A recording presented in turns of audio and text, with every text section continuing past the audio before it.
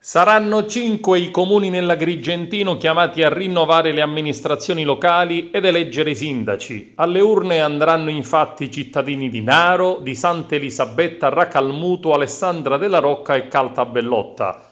A Racalmuto i candidati sindaco sono 4: Salvatore Petrotto con la lista Racalmuto riparte, Cinzia Leone con la lista Siamo Racalmuto, Vincenzo Maniglia, lista per Racalmuto, Emilio Messana, attuale sindaco, lista Racalmuto libera ed onesta.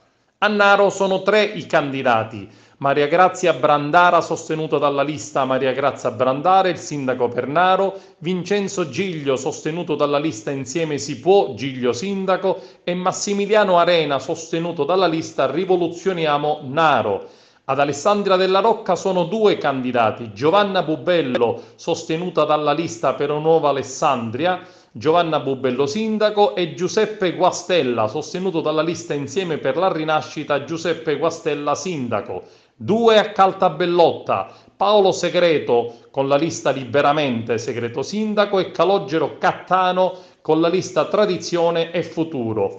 2 a Sant'Elisabetta: Domenico Gueli, sostenuto dalla lista Per Sant'Elisabetta e il Bene Comune, Mimmo Gueli sindaco, e Gaetano Catalano, sostenuto dalla lista Uniti per Sant'Elisabetta, Progresso e Democrazia, Catalano sindaco.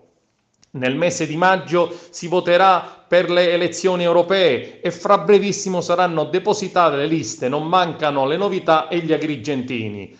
Le elezioni europee rappresentano un test importante per la tenuta dei maggiori partiti nel Paese e per verificare la tenuta del governo giallo-verde ed i risultati elettorali del centro-sinistra e del cartello di centrodestra, un test decisivo per il governo guidato da Giuseppe Conte.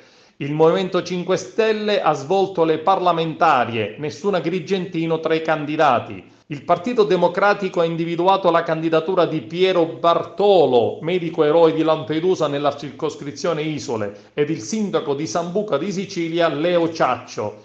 In Forza Italia ha confermata la candidatura della giovane consigliera comunale Giorgia Iacolino, frutto di un equilibrio nuovo dentro il partito, mentre si attende ancora la decisione sulla candidatura della Lega. Si era parlato inizialmente della consigliera comunale Nuccia Palermo. Oggi si fa il nome di Annalisa Tardino, già candidato sindaco nel comune di Licata. Nel partito Fratelli d'Italia, se verrà chiuso l'accordo con gli autonomisti di Lombardo, in lista potrebbe esserci l'attuale deputato regionale Carmelo Pullara.